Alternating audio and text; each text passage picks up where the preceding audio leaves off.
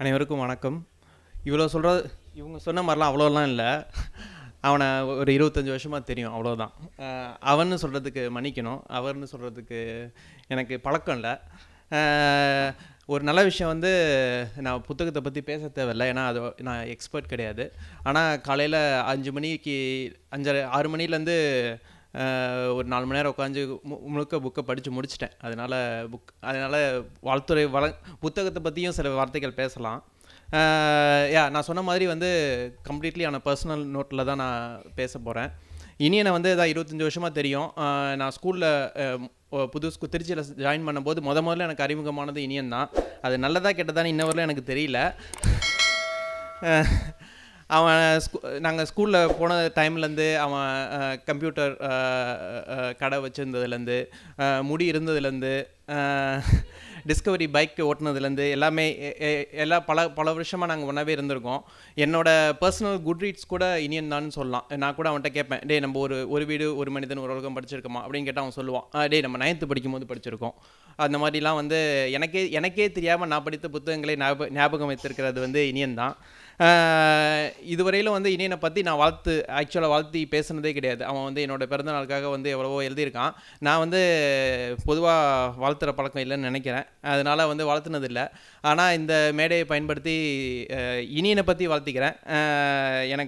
நான் இனியனை ரொம்ப அட்மையர் பண்ணுற விஷயம்னு பார்த்தா, இப்போ நான் சொன்ன ஃபஸ்ட்டு விஷயம் மெமரி தான். எப்படி அவன் வந்து இவ்வளோவே ஞாபகம் வச்சுருக்கான்னு எனக்கு தெரியாது. ஒரு சில நேரம் வந்து உண்மையிலுமே என்னை மேனிப்புலேட் பண்ணுறானான்னு கூட டவுட்டாக இருக்கும்.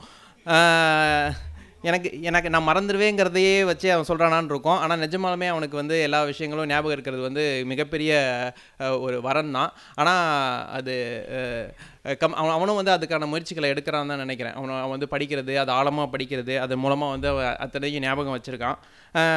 அதுக்கப்புறம் பார்த்திங்கன்னா, அவனுக்கு இந்த பூச்சி கடிச்சதுலேருந்து அதுக்கப்புறம் சென்னைக்கு வந்தது, அந்த ஆரம்ப காலகட்டங்கள்லாம் எனக்கு நல்லா தெரியும். இனியன் வந்து அந்த டைமில் கொடுத்த கடின உழைப்பு வந்து உண்மையிலுமே ரொம்ப அபரிமிதமானது.